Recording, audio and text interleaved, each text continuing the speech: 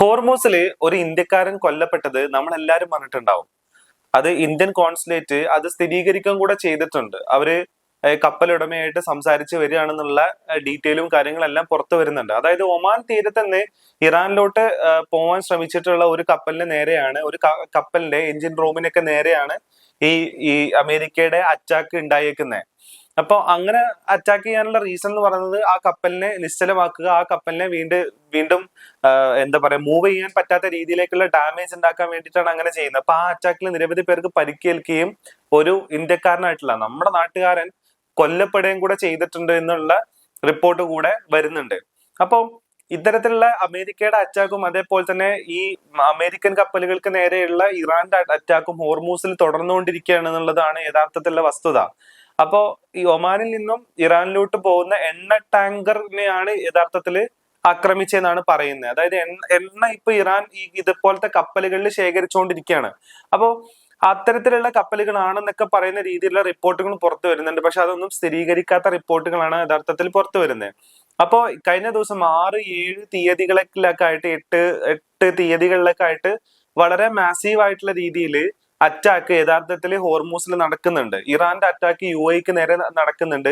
ആ UAEക്ക് നേരെ ഉള്ള അറ്റാക്കിനെ കുവൈത്ത് UAEക്ക് പിന്തുണ പ്രഖ്യാപിച്ചിട്ടുണ്ട്. അങ്ങനെ പലതരത്തിലുള്ള സഖ്യങ്ങളും അതേപോലെ തന്നെ പലതരത്തിലുള്ള റീജിയണൽ ചേഞ്ചുകൾ യഥാർത്ഥത്തിൽ ഈ അമേരിക്ക ഇറാൻ വാറിൽ സംഭവിച്ചുകൊണ്ടിരിക്കുന്നുണ്ട്. അപ്പൊ അതിന്റെ തുടർച്ചയായിട്ടാണ് ഇപ്പൊ IRGC കുറച്ച് വീഡിയോസ് പുറത്തു വിട്ടിട്ടുണ്ട്. ഇവര് ഈ അമേരിക്കൻ ബേസുകൾക്ക് നേരെയും UAEക്ക് നേരെയൊക്കെ നടത്തുന്ന ഡ്രോൺ ആക്രമണത്തിന്റെയും അതേപോലെ തന്നെ മിസൈൽ ആക്രമണത്തിന്റെ ഒക്കെ വീഡിയോസ് ഇവര് പുറത്തു വിട്ടിട്ടുണ്ട്. അപ്പൊ അതിലൊരു വീഡിയോ നമ്മുടെ അൽ ജസീറ പുറത്തുവിട്ടുള്ള ഒരു വീഡിയോ ആണ്. IRGC ഒരു കപ്പലിനെ ക്യാപ്ചർ ചെയ്യുന്നതും അതിനെ സീസ് ചെയ്യുന്നതായിട്ടുള്ള ഒരു വീഡിയോ ആണ് ഇപ്പൊ പുറത്തു വന്നേക്കുന്നത്. അപ്പൊ അതിനകത്ത് ഇറാൻ ഫ്ലാഗ് അവര് ഹോസ്റ്റ് ചെയ്യുന്നതും അതേപോലെ തന്നെ ഇറാൻ ഫ്ലാഗിന് അതിൽ കെട്ടുന്നതൊക്കെ ആയിട്ടുള്ള കുറച്ച് വീഡിയോസ് ആണ് ഇപ്പൊ വന്നേക്കുന്നത്. രാത്രിയിലാണ്.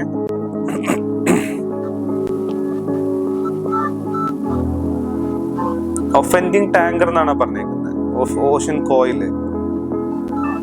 ഇവരുടെ മൊസ്കിറ്റോ ഫ്ലീറ്റിലാണ് പോയേക്കുന്നത് കേട്ടോ.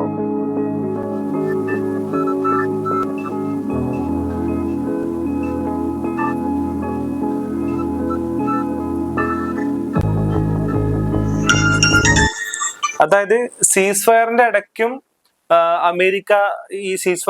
അമേരിക്കയുടെ അറ്റാക്കും അതേപോലെ തന്നെ ഹോർമൂസിലേക്ക് കടക്കാനുള്ള അമേരിക്കയുടെ ശ്രമങ്ങളും കാരണമായിട്ടാണ് ഇത്തരത്തിലുള്ള കപ്പലുകളെ ക്യാപ്ചർ ചെയ്തേക്കുന്നത് എന്നുള്ളതാണ് ഇവര് പറയുന്നത്. ഇനി അതല്ലാണ്ട് ഇപ്പോ ഈ ടെൻഷൻ ഇന്റൻസിഫൈ ചെയ്യുന്ന രീതിയിലേക്കുള്ള IRGCയുടെ ഇറാന്റെയും അറ്റാക്ക് വരുന്ന ഒരു മിസൈൽ ആക്രമണത്തിന്റെ ഒരു വീഡിയോയും കൂടെ IRGC പുറത്തു വിട്ടിട്ടുണ്ടായിരുന്നു. അപ്പൊ ഈ ന്യൂസ് വന്നേക്കുന്നത് റോയൽ ന്യൂസ് ഇംഗ്ലീഷിലാണ്.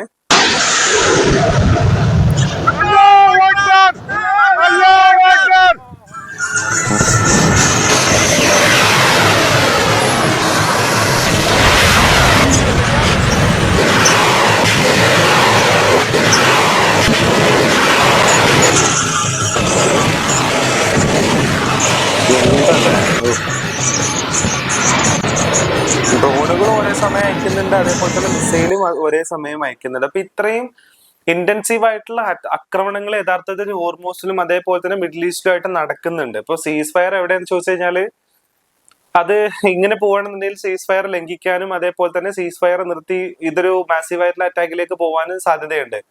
ഒന്നാമത് ഈ പ്രൊജക്ട് ഫ്രീഡത്തിന്റെ ഭാഗമായിട്ട് അതിപ്പോ ട്രംപ് അത് നിർത്തിവെച്ചെന്നുണ്ടെങ്കിൽ കൂടെ പ്രൊജക്ട് ഫ്രീഡത്തിന്റെ ഭാഗമായിട്ട് കുറച്ചധികം ഇറാനിയൻ ബോട്ടുകളെയും ഇറാനിയൻ കപ്പലുകളെയും അമേരിക്ക ആക്രമിച്ചിട്ടുണ്ട്. അതായത് അമേരിക്കയുടെ ഫ്ലാഗ് ക്യാരി ചെയ്യുന്ന ഒരു കപ്പലിനെ ഹോർമൂസിന് പുറത്തേക്ക് എത്തിക്കാനായിട്ട് നടത്തിയിട്ടുള്ള ഒരു ശ്രമം, ആ ശ്രമം കണ്ടുകൊണ്ട് അതിനെ പ്രതിരോധിക്കാനായിട്ട് വന്നിട്ടുള്ള 7ഓളം IRGCയുടെ മോസ്കിറ്റോ ഫ്ലീറ്റിൽ വരുന്ന ബോട്ടുകളെ ഈ അക്കമ്പനി ചെയ്ത് പോയിക്കൊണ്ടിരുന്ന അല്ലെങ്കിൽ എസ്കോർട്ട് ചെയ്ത് പോയിക്കൊണ്ടിരുന്ന ഷിപ്പും അതേപോലെ തന്നെ ഹെലികോപ്റ്ററുകളും ആക്രമിച്ചിട്ടുണ്ട് എന്നുള്ളതാണ്. ആ ആക്രമണത്തിന്റെ റിട്ടാലിയേഷൻ ആയിട്ടാണ് ഇവർ UAE അതേപോലെ തന്നെ ഫുജൈറ പോർട്ടിനെയും കൂടെ ആക്രമിക്കുന്നത്. ഫുജൈറ പോർട്ടിനെ ആക്രമിക്കാനുള്ള റീസൺ എന്ന് പറയുന്നത് ഹോർമൂസിനെ ബൈപ്പാസ് ചെയ്തിട്ട് UAEയുടെ എണ്ണ പുറത്തേക്ക് എത്തിക്കാനുള്ള ഒരു പോർട്ടാണ് ഫുജൈറ എന്ന് പറയുന്നത്. അപ്പൊ ആ ഫുജൈറനെ ആക്രമിച്ചാൽ അല്ലെങ്കിൽ അതിനെ സ്റ്റോപ്പ് ചെയ്താൽ മാത്രമേ UAE സമ്മർദ്ദത്തിലാക്കാൻ പറ്റൂ എന്നുള്ള ഒരു കാര്യം കൂടെയുണ്ട്. മാത്രമല്ല OPECന്ന് പുറത്ത് വന്ന സ്ഥിതിക്ക് യു എയുടെ ഈ പറയുന്ന പ്രൊഡക്ഷൻ കൂട്ടാനും അതേപോലെ തന്നെ മാക്സിമം എണ്ണയെ ലോകത്തിൽ വിറ്റഴിക്കാനുള്ള ശ്രമം യുടെ ഭാഗത്തു നിന്നായിട്ടുണ്ട്. അതായത് ഈ ഇൻവെസ്റ്റ്മെന്റ് ഹെവൻ എന്നുള്ള ഒരു രീതിയിലേക്കും ലോകത്തിലെ ട്രാൻസിറ്റ് ഹെവൻ എന്നുള്ള രീതിയിലേക്കും ബിൽഡ് ചെയ്തുകൊണ്ട് വന്ന യുഎഇക്ക് നേരെയുള്ള അറ്റാക്ക് ആയിരുന്നു, അല്ലെങ്കിൽ അതിനേറ്റ ഏറ്റവും വലിയ അടിയായിരുന്നു ഈ പറയുന്ന അമേരിക്കയുടെ ഇറാന്റെ മേലുള്ള അറ്റാക്ക്. അപ്പോ അതിനെ പ്രതിരോധിക്കാൻ വേണ്ടിയിട്ടാണ്, അല്ലെങ്കിൽ അതിൽ ആ വരുമാനം കുറഞ്ഞപ്പോ ആ വരുമാനം കൂട്ടാൻ വേണ്ടിയിട്ടാണ് യഥാർത്ഥത്തിൽ ഒപെക്കിൽ നിന്ന് പുറത്തു വരികയും ഫുജൈറ പോർട്ടിലൂടെ ഈ ഓയിൽ വിൽക്കാനും കൂടെ ശ്രമിച്ചത്. അപ്പൊ അതിന് എഗെയിൻസ്റ്റ് ആയിട്ടാണ് യഥാർത്ഥത്തിൽ ഇറാൻ പോയിട്ട് നേരെ ഫുജൈറ പോർട്ടിനെ അറ്റാക്ക് ചെയ്യുകയും കൂടെ ചെയ്യുന്നത്. അപ്പോ ഇത്ര അധികം ഇന്റൻസീവ് ആയിട്ടുള്ള അറ്റാക്ക് യഥാർത്ഥത്തിൽ ഹോർമൂസിൽ നടക്കുന്നുണ്ട്. അപ്പൊ ഇനി JD വാൻസ് ഈ കഴിഞ്ഞ ദിവസം പറഞ്ഞ പോലെ 14 ദിവസത്തെ 14 പോയിന്റുകൾ 4 ദിവസം കൊണ്ട് ചർച്ച ചെയ്ത് നിങ്ങൾ വരണം എന്നുള്ള ലെവലിലോട്ട് ഈ കാര്യങ്ങൾ ഇനി എത്രത്തോളം മുന്നോട്ട് പോവും എന്നുള്ള കാര്യത്തില് കൺഫ്യൂഷൻസ് നിലനിൽക്കുകയാണ്. കാരണം ഇപ്പോഴും ഭയങ്കര റൈവൽറിയില് കിട്ടുന്ന സമയത്തെല്ലാം അറ്റാക്ക് ചെയ്യാനും തകർക്കാനും വേണ്ടിയിട്ട് ശ്രമിക്കുന്ന രണ്ട് പവറുകളായിട്ട്, രണ്ട് ദ്വന്ദ്ങ്ങളായിട്ട് യഥാർത്ഥത്തില് മുഖത്തോട് മുഖം നോക്കിക്കൊണ്ടിരിക്കുകയാണ്. ആ നോക്കിക്കൊണ്ടിരിക്കുന്നതിന്റെ ഇടയ്ക്കാണ് ഈ എന്താ പറയാ ചർച്ചയ്ക്ക് വേണ്ടിയിട്ട് വിളിക്കുകയും കൂടെ ചെയ്യുന്നത്. ഐ ഡോണ്ട് തിങ്ക് സോ ഈ ഒരു ചർച്ച മുന്നോട്ട് പോകും എന്നുള്ളത് എനിക്ക് തോന്നുന്നില്ല. മാത്രമല്ല, ഇറാനെ ഇപ്പോ സാറ്റലൈറ്റുകൾ കൊണ്ടും ആയുധങ്ങൾ കൊണ്ടും അതേപോലെ തന്നെ സാമ്പത്തികമായിട്ടെല്ലാം സഹായിക്കുന്ന ചൈനയുടെ ചില എന്താ പറയാ ബിസിനസ് സ്ഥാപനങ്ങൾക്ക് നേരെ കൂടെ ഈ പറയുന്ന രീതിയിലുള്ള സാങ്ഷൻസിനെ കൊണ്ടുവരാൻ വേണ്ടിയിട്ടുള്ള അമേരിക്കയുടെ ശ്രമങ്ങളും കൂടെ നടക്കുന്നുണ്ട്. UN അടക്കം അത്തരം ശ്രമങ്ങൾ നടക്കുന്നുണ്ട്. അതേപോലെ തന്നെ ഇമാനുവൽ മക്രോണിനെ കൂട്ടുപിടിച്ചിട്ട് ഇവിടെ കുറച്ച് സമാധാന ശ്രമങ്ങൾ ഉണ്ടാക്കാനും വേണ്ടിയിട്ടുള്ള ശ്രമങ്ങളും കൂടെ അമേരിക്ക നടത്തുന്നതായിട്ടുള്ള റിപ്പോർട്ടുകളും പുറത്തു വരുന്നുണ്ട്. എന്നാൽ അതേസമയം ഈ ഇസ്രായേൽ ഒരിക്കലും അതിനെ സപ്പോർട്ട് ചെയ്യുന്നില്ല താനും. ഇപ്പൊ ഇങ്ങനെയൊക്കെയാണ് യഥാർത്ഥത്തിൽ ഹോർമൂസിന്റെ സ്ഥിതി ഇപ്പൊ പോയിക്കൊണ്ടിരിക്കുന്നത് എന്നുള്ളതാണ്. ഇനിയും ആൾക്കാർ കൊല്ലപ്പെട്ടേക്കാം.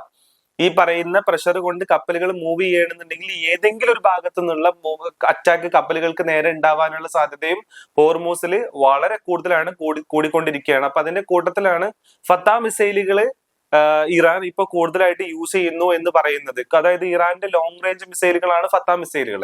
മാക് 15ഉം 13 ആൻഡ് 15 ഒക്കെയാണ് അതിന്റെ സ്പീഡ്. അതിനൊക്കെ ഇന്റർസെപ്റ്റ് ചെയ്യാന്ന് പറഞ്ഞു കഴിഞ്ഞാൽ ഭയങ്കര പാടാണ്. അത്രയും സ്പീഡിൽ വന്നുകൊണ്ടിരിക്കുന്ന മിസൈലുകളെ ഇന്റർസെപ്റ്റ് ചെയ്യാന്ന് പറയുന്നത് ഇറ്റ്സ് ടു റിസ്കി. അതേപോലെ തന്നെ അതിന് ട്രാക്ക് ഡൗൺ ചെയ്യാനും ഭയങ്കര പാടാണ്. മാത്രമല്ല, ഈ ഫത്താ മിസൈലുകളുടെ ഫത്താ 2 എന്ന് പറയുന്ന മിസൈലുകൾ കൂടെ ഇറാൻ ഇപ്പോൾ വികസിപ്പിച്ചിട്ടുണ്ട് എന്നുള്ളതാണ് പറയുന്നത്. അപ്പൊ അതിന്റെ മാനൂവറബിലിറ്റി എന്ന് പറയുന്നത് എക്സ്ട്രീംലി ഹൈ ആണ്. അപ്പൊ മാക് 13 ആൻഡ് മാക് 15 സ്പീഡിൽ പോയിക്കൊണ്ടിരിക്കുന്ന ഒരു ഫത്താ 2 മിസൈലിന് മാനൂവറബിലിറ്റിയും കൂടെ ഉണ്ടെന്നുണ്ടെങ്കിൽ ഇവരുടെ പാട്രിയോട്ടോ ഇവരുടെ താടോ ഇവരുടെ അയൺഡോമോണ്ടോ ഒന്നും ഇതിനെ തകർക്കാനോ ഇതിനെ അടിച്ചിടാനോ സാധിക്കത്തില്ല. ഹിറ്റ് ചെയ്യും, മൊത്തത്തിൽ തകർത്ത് ചാമ്പലാക്കും എന്നുള്ളതാണ് അവസ്ഥ. അപ്പൊ ഇത് ഉപയോഗിച്ചിട്ടാണ് യഥാർത്ഥത്തിൽ US ബേസുകളെയും അതേപോലെ തന്നെ ഈ മിഡിൽ ഈസ്റ്റിലുള്ള US എല്ലാ ബേസുകളെയും ഇറാൻ ആക്രമിച്ചിട്ടുള്ള ഈ പറയുന്ന ഡ്രോണുകൾ. അതിനുശേഷം ഈ പറയുന്ന ഇവരുടെ ഈ ആന്റി ഡ്രോൺ സംവിധാനങ്ങളെല്ലാം ഈ ഫത്താ മിസൈലുകൾ ഉപയോഗിച്ച് നശിപ്പിച്ചതിന് ശേഷം പിന്നീട് ഡ്രോൺ അറ്റാക്ക് നടന്നതായിട്ടുള്ള റിപ്പോർട്ടുകളും പുറത്തു വരുന്നുണ്ട് എന്നുള്ളതാണ്. അപ്പൊ ഇവർ ഇത്തരം ആയുധങ്ങൾ ഇപ്പൊ കൂടുതലായിട്ട് ഉപയോഗിച്ച് തുടങ്ങിയിട്ടുണ്ട്. മാത്രമല്ല, സീസ് ഫയർ മൊത്തത്തിൽ സ്റ്റോപ്പ് ചെയ്യുന്ന രീതിയിലേക്കുള്ള കാര്യങ്ങളും കൂടെ ഹോർമോസിൽ ഇപ്പോ വികസിച്ചുകൊണ്ടിരിക്കുകയാണ് എന്നുള്ളതാണ്.